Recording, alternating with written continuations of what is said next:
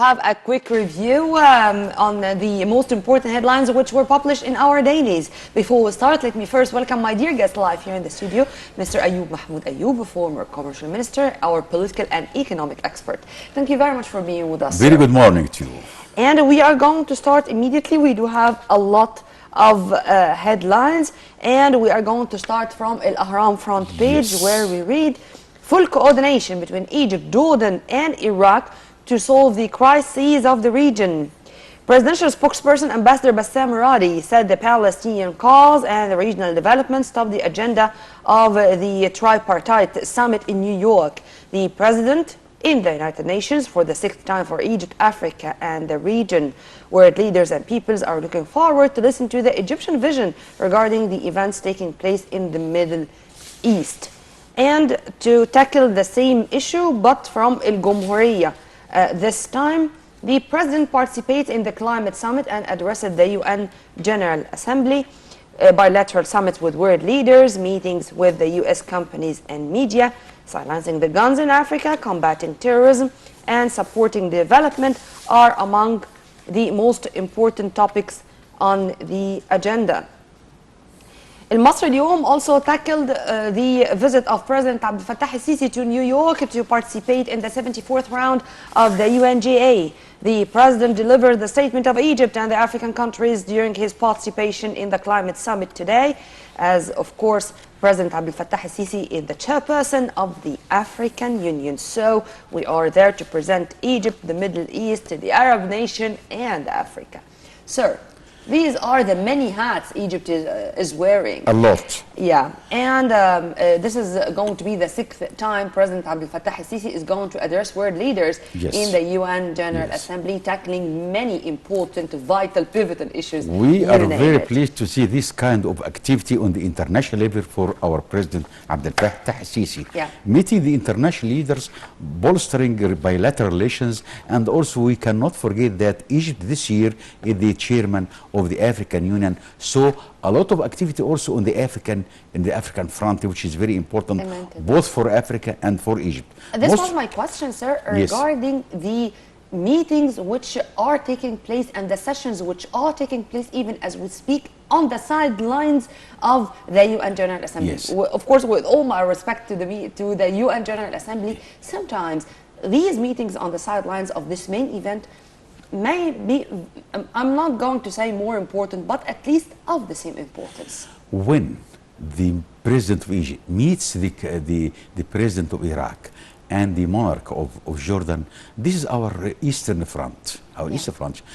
Bilateral or direct relations between the persons, the heads of states, by themselves, eases and hammers many issues and puts the framework for future cooperation between the two or the three countries. This is very important. This is one thing. Other thing is that when we see that there is in '92 there was Rio Summit for environment. When we see that the environment now there are a lot of dangers, and the Egypt we will suffer for it with other countries. We know that the sea level might get a bit higher, so to preempt what is happening with pollution, Egypt is coordinating with other countries, African countries mainly, and also Asian countries to try to create a front for less pollution in the world, and that is to safeguard the future of our new generations. That is very important. Third thing which is very important, when the president goes to the United Nations, there is the background of the economic relations between Egypt and each of these countries. Because we are promoting, or it is a marketing, if we can say that, we are marketing Egypt from economic point of view, from investment point of view, and also from touristic point of view.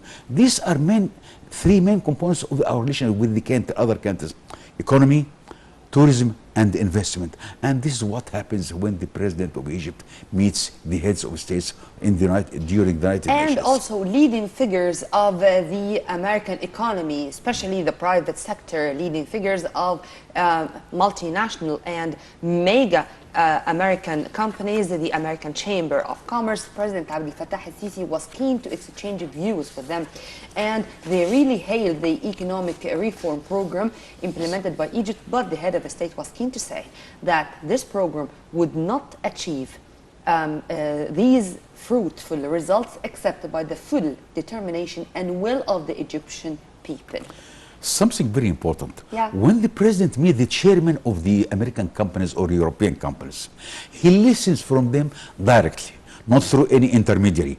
What they want, what they need, and sometimes what they are complaining of. So Yes, that sure. we know. What are the obstacles on the way to eliminate them? Yes. Yeah. So he knows for himself what should be done and what needs to be done in the next few months, not years. This is very important. Yes. As far as our economic future is concerned and the international cooperation, economic cooperation with other countries. With very important meetings, in fact, President Abdel Sisi is having in New York.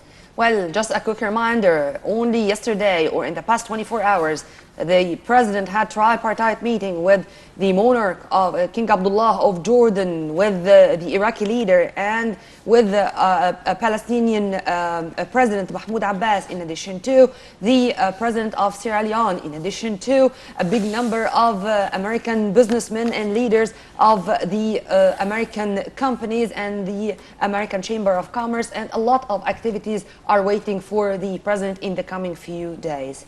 Returning back to Al Jumhuriyya front page, where we read, the armed forces call on all citizens not to be intimidated by social media sites. The army issued a statement confirming that all statements and information issued by it come only through its spokesperson, Brigadier Tamer Rafai. In its statement, the army also asserted that the official pages of the armed forces spokesperson on Facebook and Twitter are the only reliable source of any information. Sir? This is one of the most important statements I heard recently. Yeah. Why? Because rumors, we know by whom. Yeah. They are played by. So I trying to create a schism or a schism between the people and their own army. We cannot and we will not listen or read or see any statement other than that of the armed forces. Let us be clear about this point. Some people put the camouflage and claiming no. There is one source of information which you should depend on, that of the armed forces, and that should be very clear, because many false statements were issued by people who claim to be of the armed forces. They are not of the armed forces. I will not say they are brothers, Muslim, or whatever. They are lying. These are lies. One source for information. Let us be clear about this, so that we do not create further embarrassment for anybody. And they are going to be punished for what they are doing. Surely they will be. Should a be. state of law and a state of surely they should be. So that's very important. You are not going to escape with what you have done. To Al Masr Al-Yawm front page, where we read governmental measures to develop the slums, 1.5 billion pounds to develop the textile industry. Minister of Public Business Sector Hisham Tawfiq said the government is adopting an integrated plan to improve the cotton and textile industries to benefit from the foreign experience in this regard.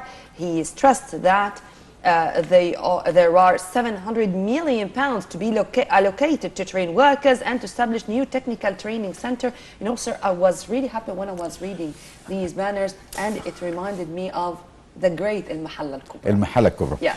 You know, I'm a Delta person, I'm a Delta citizen, so these places are close to my heart. You belong to the heart of Egypt. Yes. You belong to the heart of Egypt.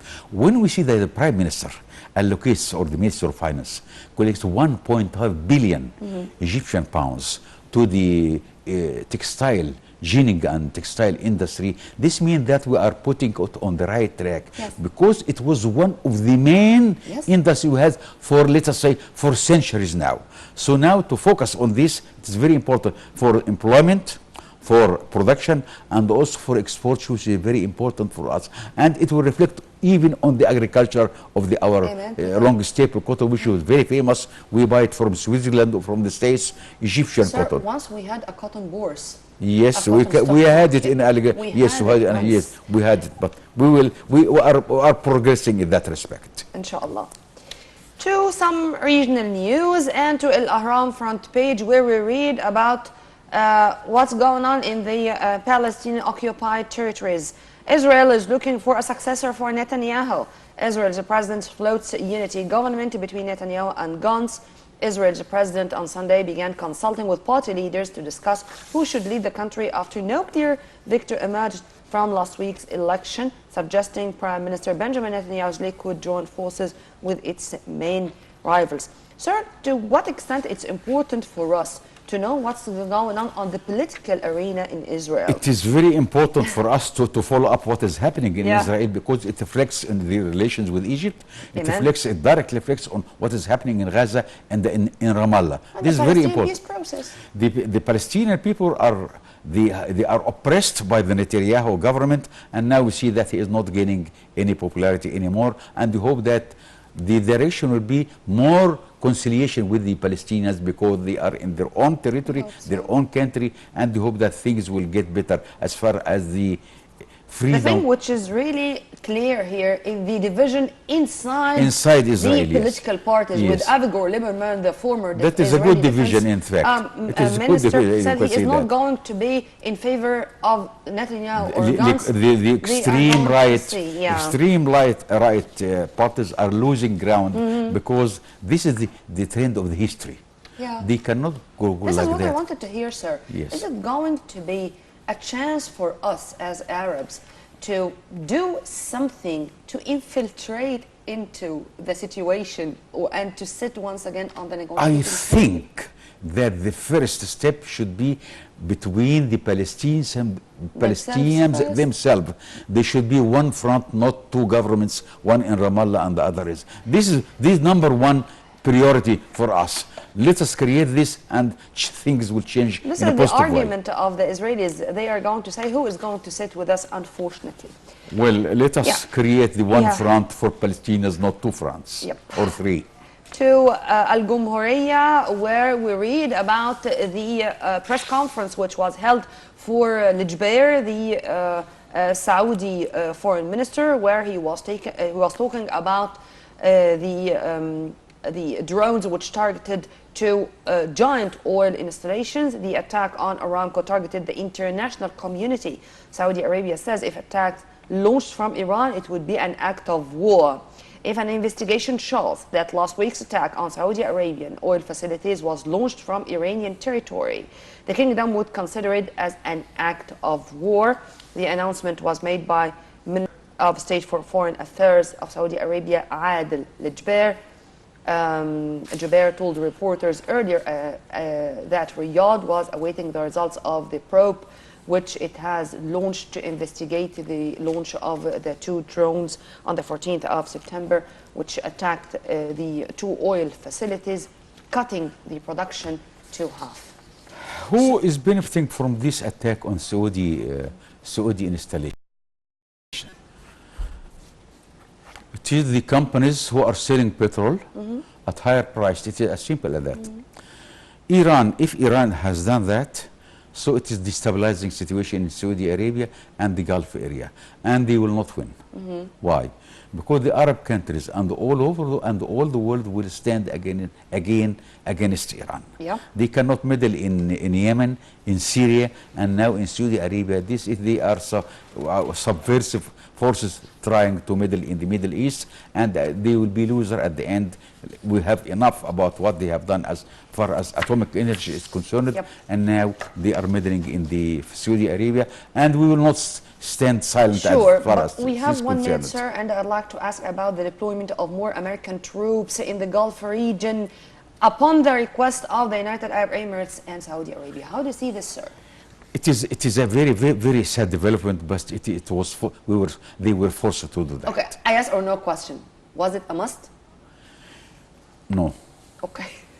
Well, I'll be satisfied with the answer, sir. And by this, we come to the end of this quick review. And of course, I enjoyed my time with my dear guest live here in the studio, Minister Ayoub, former commercial minister and our strategic expert to be active.